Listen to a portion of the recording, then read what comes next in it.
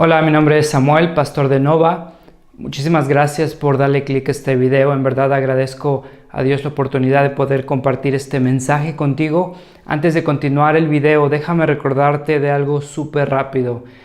Ponemos estos videos para ser de bendición para la iglesia. Nuestra esperanza es ver el evangelio arraigado en Latinoamérica y la gracia incondicional y transformadora de Cristo siendo real de una forma palpable en nuestra sociedad. Te recordamos que este video no sustituye tu compromiso ni tu presencia en tu iglesia local. Creemos que el evangelio forma parte integral de la vida en comunidad y de hecho el evangelio se refleja viviendo en comunidad, y es ahí donde vemos que nos perdonamos unos a otros, nos animamos unos a otros, nos exhortamos unos a otros, nos amamos unos a otros. Entonces ponemos estos videos con la esperanza de seguir anunciando el evangelio, pero también recordándote, invitándote a formar parte de una iglesia. Si no tienes una iglesia local, te recomendamos recursos como Coalición por el Evangelio, Iglered, el directorio de Acts 29. Ahí hay iglesias cristocéntricas con sana doctrina, con predicación expositiva. Te animamos a formar parte de una iglesia, a comprometerte con una iglesia, a ser de bendición para tu liderazgo y para la iglesia local en la ciudad donde estés. Esperamos que esta predicación sea de bendición para tu vida. Anhelamos que el evangelio siga transformando nuestra cultura, nuestro país, Latinoamérica, y te invitamos a seguir orando con nosotros para que el evangelio de Cristo, su gracia, siga transformando nuestros corazones, siga transformando nuestras iglesias, sigamos plantando iglesias y el nombre de Cristo siga siendo atesorado, amado y proclamado. Muchísimas gracias por darnos la oportunidad de compartir este mensaje contigo. Esperamos que te sea de bendición y gloria a Dios. Ya en el capítulo 11, uno de los capítulos sin duda más queridos, más conocidos en la iglesia. El día de hoy vamos a ver algo que la iglesia necesita, que para el cristiano es indispensable. Si pensáramos en propósitos de año nuevo, la semana pasada ya les comenté uno, ¿no? Podríamos tener un propósito de año nuevo, el animarnos unos a otros, el no dejar de congregarnos como los que se desaniman, como los que dejan la fe, tienen por costumbre. ¿Se acuerdan entonces que los que no se animan, los que se separan, pues entonces terminan probando su incredulidad? El día de hoy el autor de Hebreos sigue con el argumento de que la fe es la prueba del verdadero cristiano, y ahorita va a empezar a hablarnos de fe, va a empezar a definir fe y va a darnos ejemplos de fe. Ahora podemos tal vez hablar de cada personaje de Hebreos 11 y tal vez hacer como una miniserie. Ese sería padrísimo. Tal vez en otra ocasión podremos hacer como héroes de la fe y enfocarnos cada prédica en un personaje. El día de hoy, para muchos, es tal vez la primera vez que escuchan el libro el capítulo de Hebreos. Para otros, creo que los que piensan que saben que es fe, vamos a redefinir lo que es fe. Y entonces lo que quiero hacer con ustedes es ver todo el capítulo 11, sacar ahí unos rasgos generales, principales, y les diría que en vez tal vez de tratar de imitar a cada uno de los personajes, si nos enfocamos nada más en lo que es fe y el ejemplo de la fe, creo que con eso saldríamos bien. Ahora fíjate, estamos hablando de que podríamos tener como un propósito de año nuevo, no sé, tal vez bajar de peso, tal vez viajar. La semana pasada salió una lista de los propósitos más mencionados entre los mexicanos. El primero pensaba que era bajar de peso, pero no es bajar de peso. Entonces aparentemente los mexicanos somos gorditos contentos. Pensé que iba a ser bajar de peso, pero no. El primero es ahorrar dinero. ¿Cómo vas en tu 2019? ¿Estás ahorrando dinero? Yo la primera ya reprobé. El segundo, hacer ejercicio. ¿Cómo vas? El tercero, evitar estrés. El cuarto, aumentar ingresos personales. El quinto, tener una dieta balanceada. El sexto, cambiar trabajo. El séptimo, viajar más. ¿Qué tal si ponemos como el primer propósito para la iglesia el 2019? Les propongo que podamos tener un propósito para la iglesia. Y el propósito, entonces, si pudiéramos tener uno, ¿qué les parece si dijéramos agradar a Dios? Tener fe. Fíjate lo que dice el capítulo 11. El versículo 6 dice, en realidad sin fe es imposible agradar a Dios. ¿Te das cuenta? No puedes agradar a Dios si no tienes fe. ¿Tienes fe?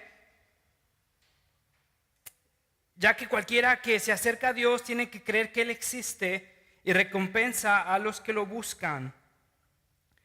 La palabra por fe aparece 24 veces en el capítulo. Por fe, por fe, por fe. El autor te está dando a entender que fe es el tema principal del capítulo. Fíjate, versículo 3. Por la fe entendemos. Versículo 4, por la fe Abel. Versículo 5, por la fe Enoc. Versículo 7, por la fe Noé. Versículo 8, por la fe Abraham. Versículo 20, por la fe Isaac. 21, por la fe Jacob. Por fe, por fe, por fe. Ahora, ¿qué es fe? Si te preguntara, bueno, entonces, ok, entendemos que el capítulo 11 nos está hablando de fe, que para el cristiano es indispensable tener fe, que sin fe es imposible agradar a Dios. Entonces, ¿qué es fe? ¿Podrías decirme qué es fe? Te voy a decir lo que no es fe. Fe no es conocer de Dios. Creo que los cristianos nos confundimos en tal vez pensar que entre más argumentos intelectuales o filosóficos tenga para la existencia de Dios, entonces mi fe es más fuerte. Y entonces podemos saber de argumentos ontológicos, teleológicos, argumentos morales, argumentos cosmológicos, pero eso no necesariamente significa que tengo fe en Dios. Puedo conocer de Dios, pero no puedo conocer a Dios. Y eso es importante para el cristiano y para la iglesia, porque sin fe es imposible agradar a Dios. Te pongo un ejemplo. Un papá y con un hijo, el hijo puede conocer al papá, lo puede sentir, lo puede oler, lo puede ver, pero el hijo no puede necesariamente, no tiene que confiar en el papá para conocer al papá. Una cosa es conocer al papá, otra cosa es creer en el papá. Muchos cristianos pensamos que tenemos fe, pero te diría que conocemos de Dios, pero no conocemos a Dios.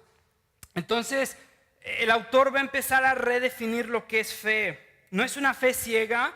Te recomendaría, si es la primera vez que escuchaste del argumento cosmológico, teleológico, moral, cosmológico, te recomiendo que vayas y averigües esto. No es una fe ciega, pero simplemente no es información filosófica. Fe no es conocer necesariamente, sino es creer.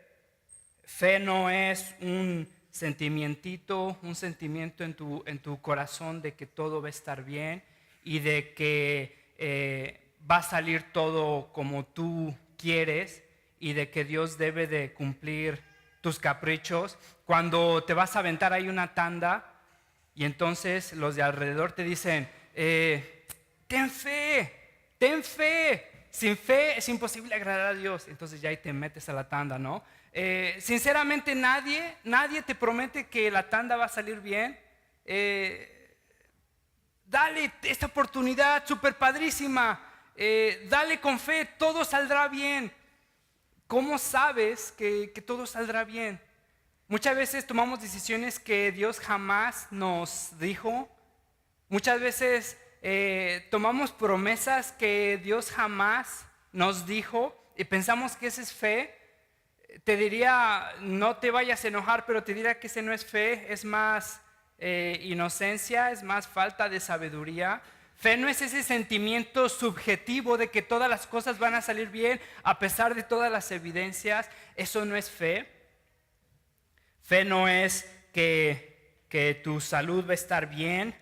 Fe no es que vas a tener un mejor trabajo. Fe no es que el 2009 te va a ir bien por fe.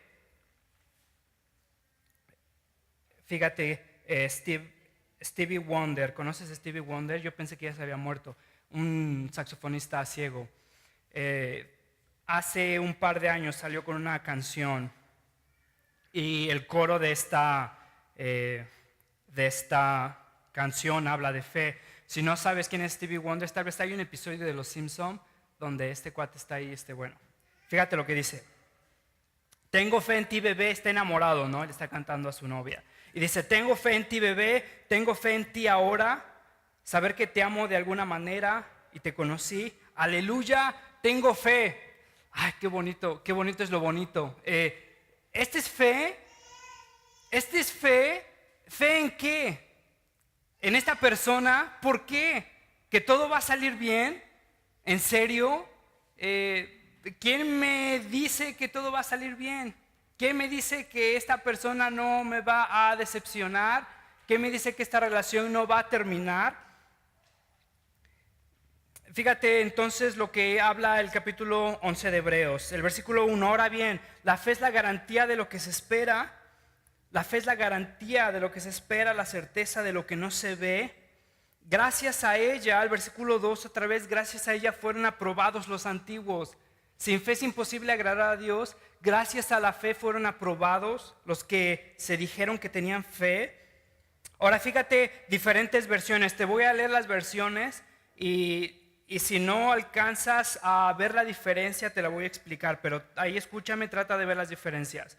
La Nueva Versión Internacional dice, la fe es la garantía de lo que se espera, la certeza de lo que no se ve. La Reina Valera 60, fe es la certeza de lo que se espera, la convicción de lo que no se ve. Dios habla hoy. Tener fe es tener la plena seguridad de recibir lo que se espera, es estar convencido de la realidad de cosas que no vemos. La traducción actual dice, confiar en Dios es estar totalmente seguro de que uno va a recibir lo que se espera. Es estar convencido de algo que existe, aun cuando no se puede ver. La realidad es que si lees estos versículos más detenidamente, te vas a dar cuenta de algo. Y ahora voy a empezar aquí a hablar de lo que significa fe. Y haz un esfuerzo por mantenerte atento, ¿sale? Si te estás durmiendo ahí, que alguien te dé un codazo, dale un codazo a alguien. Vamos a explicar lo que es fe, porque es primordial entender lo que es fe para después empezar ahí a ver los ejemplos de la fe, ¿sale? Vamos a ir a hablar ahí de Moisés, de Enoc, de Abel, pero primero necesitamos entender qué es fe. Necesitamos ahí tal vez purgarnos de ideas románticas, pero no bíblicas de lo que es fe. Entonces, entre estos versículos hay una discrepancia, una diferencia si la fe es objetiva o es subjetiva. Ahorita ya perdí algunos, aguántenme. La fe es objetiva o subjetiva. Quiere decir entonces cuando algo es objetivo es que no depende de mí. Yo no defino, si la verdad es objetiva, yo no la defino. La verdad es, pon tú que está fuera de mí, es un objeto. Entonces la verdad, aunque yo no la reconozca, aunque yo no la vea, la verdad sigue siendo la verdad porque es objetiva, está fuera de mí. Si la verdad fuera subjetiva, sujeto, subjetivo, sujeto. Si la verdad es subjetiva, depende de mí, está dentro de mí, y entonces la verdad es definida por el sujeto. ¿Tiene sentido? Si la verdad es objetiva, está fuera de mí. Es algo que está definido por sí mismo y la verdad define a lo demás. Si la verdad es subjetiva, entonces yo defino la verdad. ¿Tiene sentido? Ahora, la diferencia entre estos versículos es que, por ejemplo, la traducción actual lo define como algo que es subjetivo. Confiar en Dios es estar totalmente seguro de que uno va a recibir lo que se espera. La palabra es hipostasis, significa estructura, base, certeza. Es algo objetivo, es algo que está fuera de mí. Fe es la certeza de lo que se espera. Fe es la base de lo que se espera. Fe está fuera de mí. Fe es algo que está ahí, es un objeto y yo lo veo, pero está ahí independientemente si yo lo vea o no, independientemente si lo reconozca o no. Es la certeza, es el fundamento, es la base. Y esto tiene una diferencia radical en nuestro entendimiento. Porque nosotros decimos que tenemos fe bíblica y la fe bíblica es la base objetiva de nuestra esperanza. La fe sigue siendo fe independientemente si te levantaste con ganas de tener fe o no. Entonces, fíjate lo que dice ahora bien, la fe es la garantía, es la base, es la estructura, es donde nos apoyamos. Fíjate, es la certeza, la garantía de lo que se espera, es la certeza de lo que no se ve. La palabra para certeza también puede ser traducida como convicción. Convicción no es ahí nada más como estar empecinado en una opinión, sino convicción, esta palabra cada vez que se usa en el Nuevo Testamento tiene que ver con movimiento, tiene que ver con acción, tiene que ver con una convicción que me lleva a hacer algo, una convicción que me empuja a tomar decisiones en base a la verdad objetiva de lo que estoy viendo. Un ejemplo, me acuerdo cuando estaba estudiando, tenía que limpiar nieve cada invierno. Estábamos ahí cerca de Chicago, cada invierno nevaba muchísimo. Y entonces para poder pagar ahí lo que tenía que pagar, tenía que limpiar nieve cada año. Y sabíamos que ya después de que los árboles tiraban todas las hojas, sabíamos que indudablemente iba a nevar.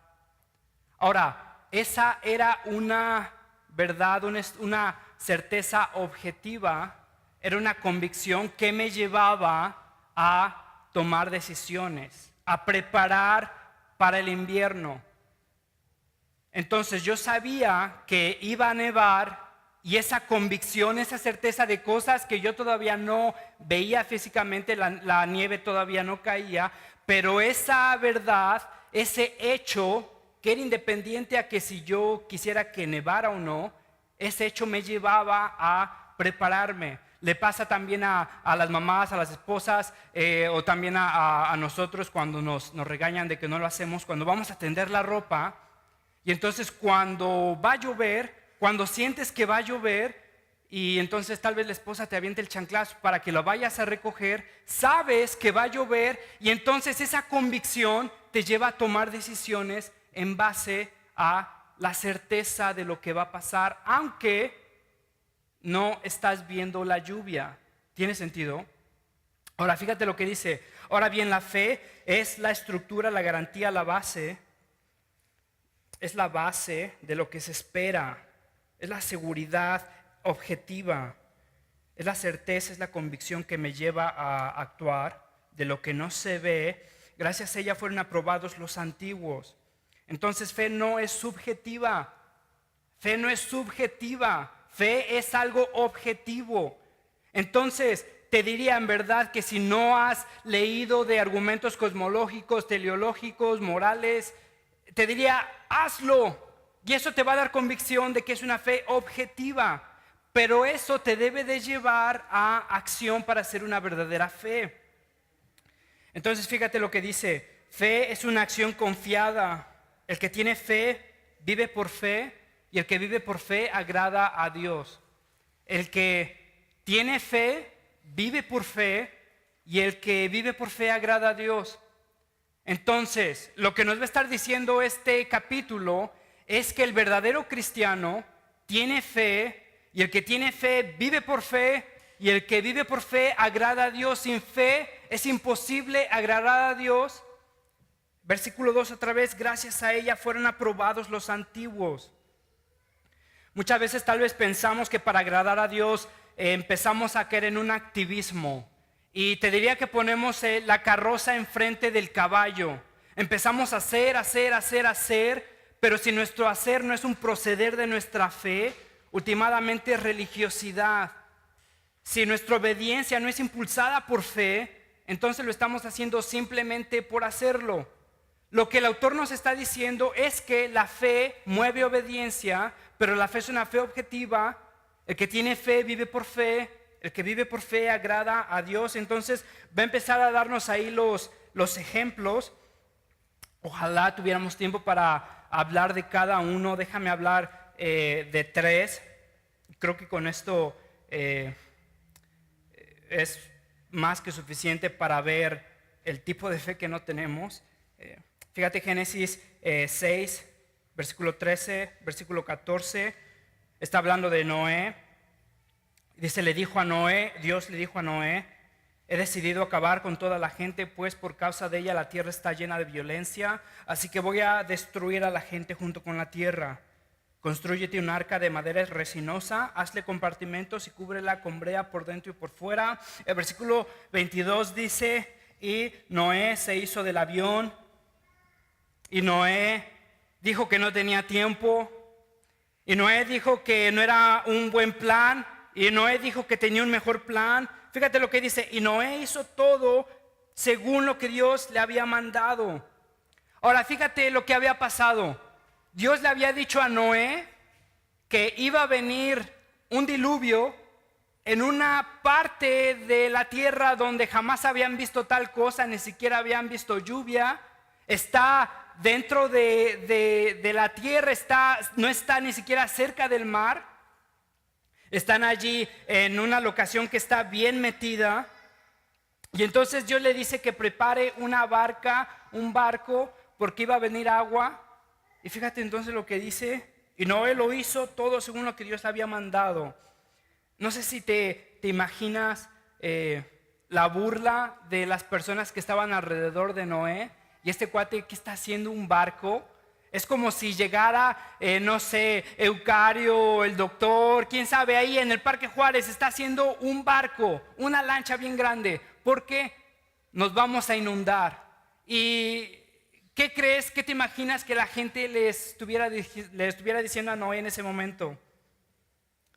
Y fíjate entonces dice que el versículo 11, Noé terminó separando a los incrédulos de los crédulos. Es la misma idea que dice Jesús en Mateo 24. Fíjate, dice, la venida del hombre será como esos tiempos de Noé, porque en los días antes del diluvio comían, bebían y se casaban y se daban en casamiento hasta el día en que Noé entró en el arca. Y no supieron nada de lo que sucedería hasta que llegó el diluvio y se los llevó a todos. El que tiene fe vive por fe. El que vive por fe agrada a Dios. Fíjate entonces, Noé terminó partiendo a los crédulos de los incrédulos. Dios le había dicho, hazte un arca. Noé llega y hace todo conforme a lo que Dios le había mandado. Abraham, capítulo 12, versículo 1 de Génesis. Fíjate, dice, el Señor le dijo a Abraham, deja tu tierra y tus parientes y la casa de tu padre y vete a la tierra que te mostraré. ¿Te acuerdas ahí que Abraham estaba en Ur de los Caldeos?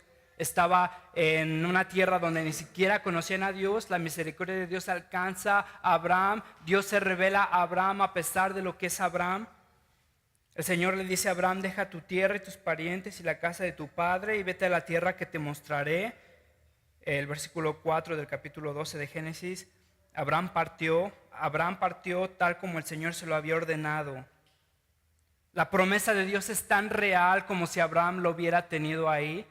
Y entonces fe es la certeza de lo que se espera, es la convicción de lo que aún no se ve, es una acción confiada. Entonces Abraham tenía 75 años cuando Dios le promete a Isaac. Abraham tenía 75 años. Dios le promete a Isaac una descendencia innumerable. Abraham tiene 99 años. Abraham y Sara tienen a Isaac.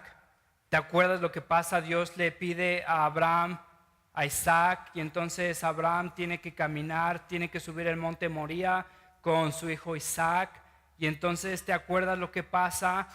Ata a su hijo al altar, está a punto de sacrificar a su hijo. El versículo 17 de Hebreos 11 dice, por la fe Abraham, que había recibido las promesas, fue puesto a prueba y ofreció a Isaac, su único hijo. El que tiene fe vive por fe, el que vive por fe agrada a Dios. Fíjate que Dios es capaz de pedirle a Isaac pedirle a Abraham lo que más atesoraba, para mostrarle a Abraham quién es Dios y para mostrarle que Él solo satisface, que Él solo es Dios, que Él solo es soberano, y para mostrarle a Abraham lo que es verdadera fe. Dios te ha pedido algo que tú eres incapaz de dar. Dios te está pidiendo algo que eres incapaz de dar. El que tiene fe vive por fe, y el que vive por fe agrada a Dios. Moisés en Egipto. Fíjate, tan fuerte es la certeza de Moisés de lo que Dios prometió, que su fe lo mueve en contra de de cualquier tentación. Fíjate lo que dice el versículo 24 de Hebreos 11. Por la fe Moisés, ya adulto, renunció a ser llamado hijo de la hija de Faraón. Fíjate el 25, no te acostumbres a la Biblia, fíjate lo que dice. Prefirió ser maltratado con el pueblo de Dios a disfrutar de los efímeros placeres del pecado. Moisés, ya adulto, es hijo del Faraón. Prefirió ser maltratado con el pueblo de Dios a disfrutar de los efímeros placeres del pecado. Versículo 26, consideró que el oprobio, que la vergüenza, que el sufrimiento por causa del Mesías era una mayor riqueza que los tesoros de Egipto, porque tenía la mirada puesta en la recompensa. Ahora, Moisés tenía la oportunidad de ser llamado hijo de Faraón y piensa que en Egipto, en ese momento, si buscabas un placer lo tenías. Ya sea placer económico, ya sea placer sexual, ya sea placer lo que sea. Entonces, si querías vivir cómodamente, te ibas a Egipto. La economía estaba súper padre, había de todo. Y entonces Moisés tiene la oportunidad de vivir en Egipto como hijo del Faraón. No como un esclavo, sino como un hijo del Faraón. Y fíjate lo que pasa. Renunció a ser llamado hijo de Faraón, hijo de la hija del Faraón, y prefirió ser maltratado con el pueblo de Dios. Prefirió convivir con gente mugrosa, rebelde, irresponsable. Prefirió estar en el desierto 40 años a ser principal en Egipto. ¿Te das cuenta? Dice, consideró que el oprobio por causa del Mesías era una mayor riqueza que los tesoros de Egipto. Fíjate el contraste, dice que los placeres efímeros a las riquezas de los tesoros de Egipto, porque tenía la mirada puesta en la recompensa. Entonces el cristiano no ve pornografía porque es un mojigato y sabe que lo que está a punto de hacer no lo hace porque no se hace, sino porque el cristiano es ambicioso de un mejor placer, de una mejor recompensa. El cristiano no roba porque es un mojigato y porque sabe que el cristiano no lo hace y es lo que debemos de hacer, sino porque el cristiano es ambicioso, está desesperado de una mejor recompensa. Entonces, como Moisés dice, tenía puesta la mirada en una mejor recompensa y decidió rechazar los placeres de Egipto, efímeros, pasajeros, vanos. Entonces nosotros, movidos por fe, atesoramos y deseamos y anhelamos una mejor recompensa. Cuando estés a punto de robar, date cuenta que estás desperdiciando una mejor recompensa, una recompensa que satisface muchísimo más de lo que estás a punto de hacer.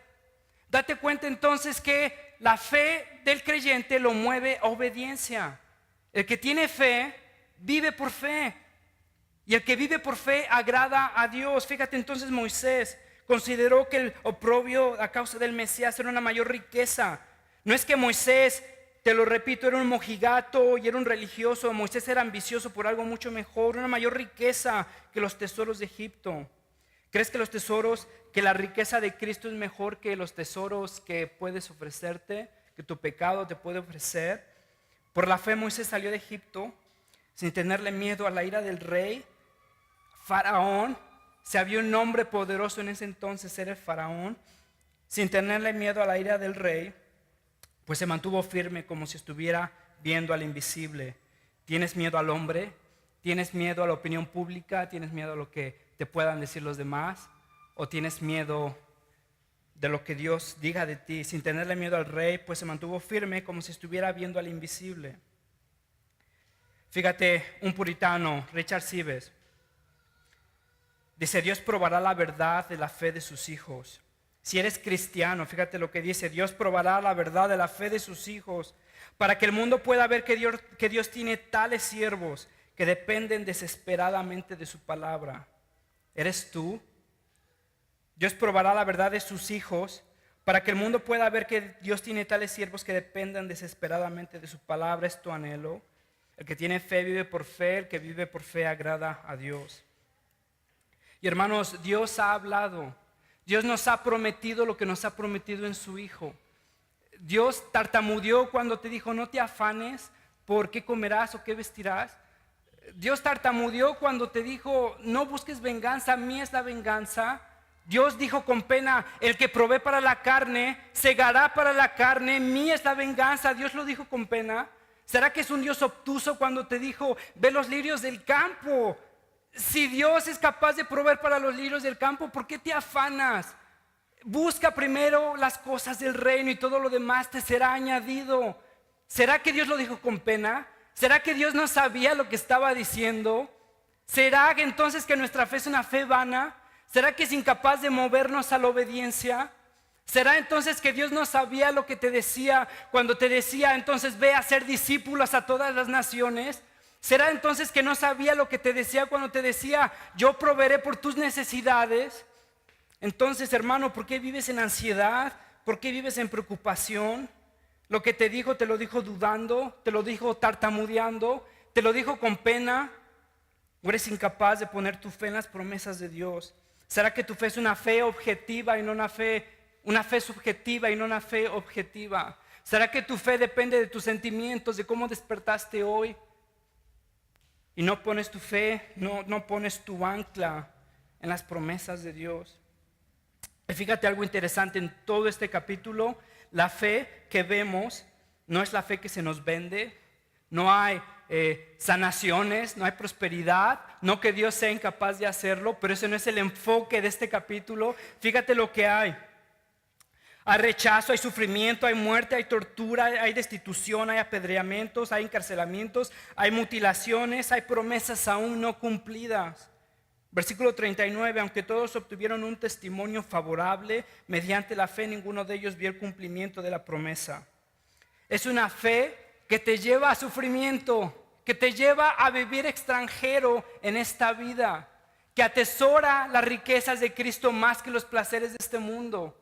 ¿Estás dispuesto a tener esta fe? ¿O a una fe que te dé un mejor trabajo tal vez? ¿A una fe que te diga lo que tienes que hacer para ser más exitoso, para tener una mayor plataforma como líder? Fíjate el versículo 36 del versículo 11 de Hebreos. Sufrieron la prueba de burlas y azotes, incluso de cadenas y cárceles.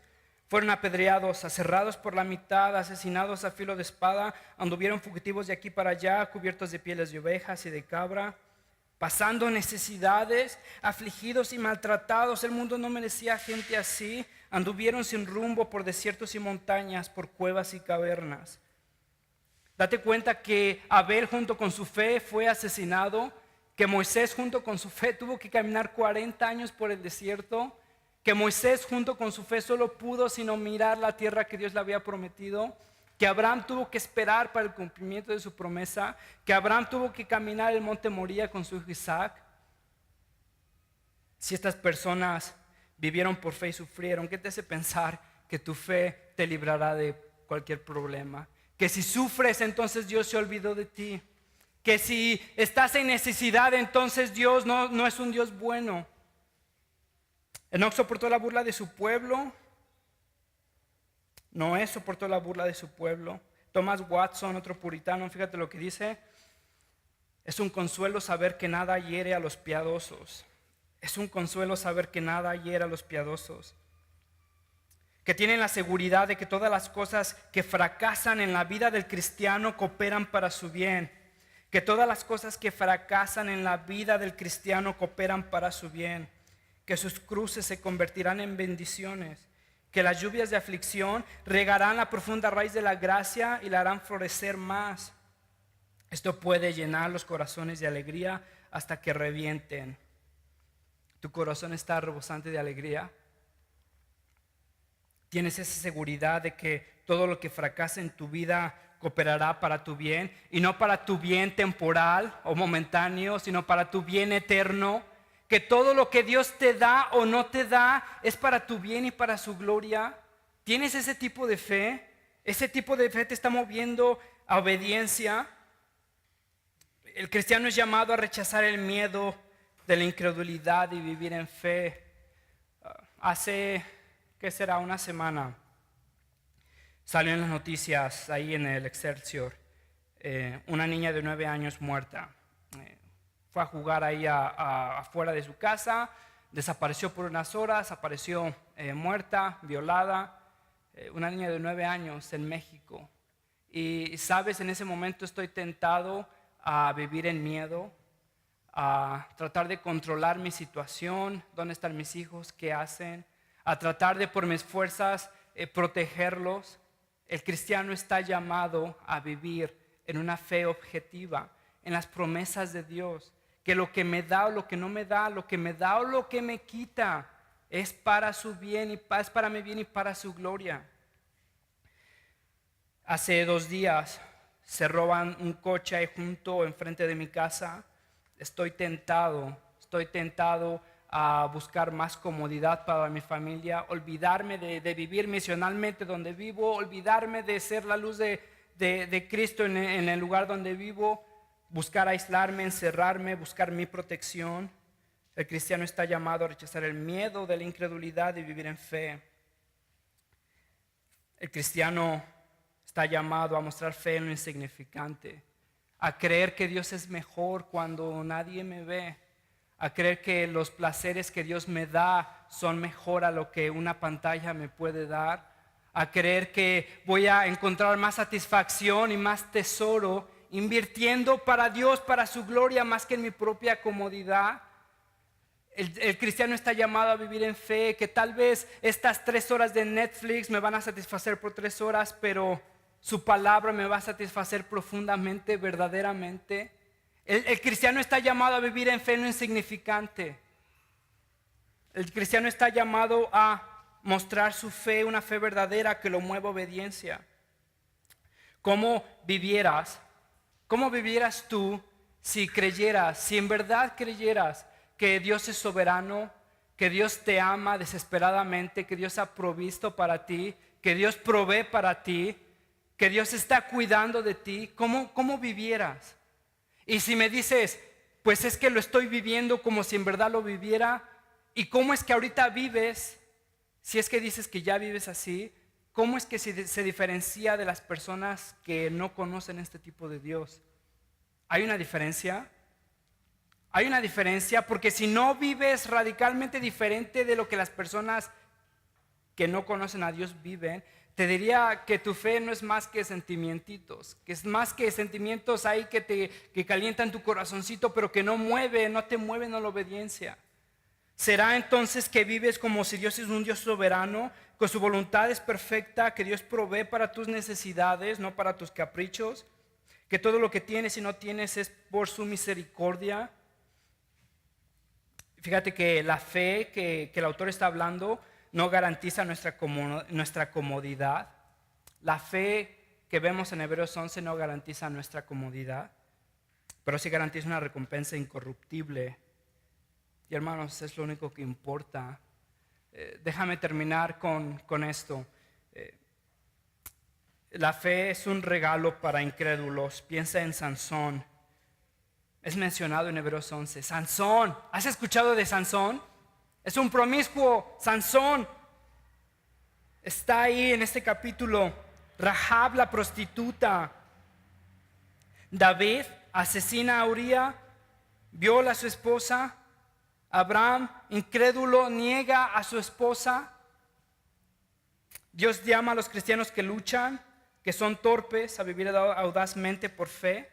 Y Dios nos llama con nuestros defectos, con nuestras costumbres, a vivir en fe, a creer que Dios es mejor, a creer que sus promesas son más firmes y más verdaderas. El que vive por fe, el que tiene fe vive por fe. El que vive por fe agrada a Dios. El que tiene fe vive por fe, y el que vive por fe agrada a Dios. Déjame cerrar con esto, Efesios 2:8, porque por gracia ustedes han sido salvados mediante la fe. Sin fe es imposible agradar a Dios. Ustedes han sido salvados mediante la fe. Hermanos, y esto es lo que me da esperanza. Y esto no procede de ustedes, sino que es regalo de Dios. Hermanos, la fe de estas personas era algo que no salía intrínsecamente de estas personas. Es algo que nosotros no podemos producir. Es algo que Dios nos da por su misericordia. Y entonces el autor nos está diciendo, si Dios en verdad te dio esta fe por gracia, esta fe te mueve a confiar en Dios. Fíjate este himno: salvo en los fuertes brazos del tierno Salvador, dulce reposo tengo en su inmutable amor. Vivo bien garantido contra el poder del mal. Cristo me ha recogido del inmundo cenagal. Salvo en los fuertes brazos del tierno Salvador, dulce reposo tengo en su inmutable amor. En el desierto triste por donde paso aquí, con gracia me conduce bien apoyado así. Él siente simpatía por todo mi dolor, lo cambia en alegría con su sincero amor. Quiero acá servirle mientras ausente está, pues al venir en nubes Él me recogerá, y en el cual su rostro en plena luz veré, y su divina gloria sin nieblas miraré. Estamos a punto de celebrar la Cena del Señor, y en la Cena del Señor recordamos las promesas de Dios, las promesas objetivas de un Dios objetivo en el cual nosotros ponemos nuestra confianza. Y entonces Cristo, antes de ascender, nos dijo: aquí está mi cuerpo, por ustedes lo entrego, hagan memoria de mí, esta es mi sangre, por ustedes la vierto, hagan memoria de mí hasta que regrese. Y entonces nuestra fe está puesta en la venida de Cristo, está puesta en la misericordia de Cristo, está puesta en lo que Cristo hizo por nosotros, a pesar de nosotros, para su gloria. Y entonces en la Cena del Señor recordamos las promesas de Dios, recordamos el cumplimiento de las promesas de Dios. Romanos 8 nos dice que si Dios no escatimó a su propio Hijo por nosotros, ¿no nos dará con Cristo lo que necesitamos? Tendremos fe en un Dios que provee por nuestras necesidades, que no nos da lo que nosotros queremos, sino lo que nosotros necesitamos. Y eso es lo que nosotros necesitamos últimamente. Entonces en la Cena del Señor recordamos eso. Si eres cristiano, si tienes el Evangelio, si eres parte de esta iglesia, si te hemos explicado qué es la Cena del Señor, si has terminado el proceso de membresía, te invitamos a recordar junto con la iglesia las promesas del Evangelio reflejadas en la Cena del Señor. Señor, te ruego, mi Dios, por esta iglesia. Padre, provee lo que nosotros somos incapaces de producir. Señor, no te creo, Padre, no creo tus promesas, Señor. Creo más en mi cuenta de banco.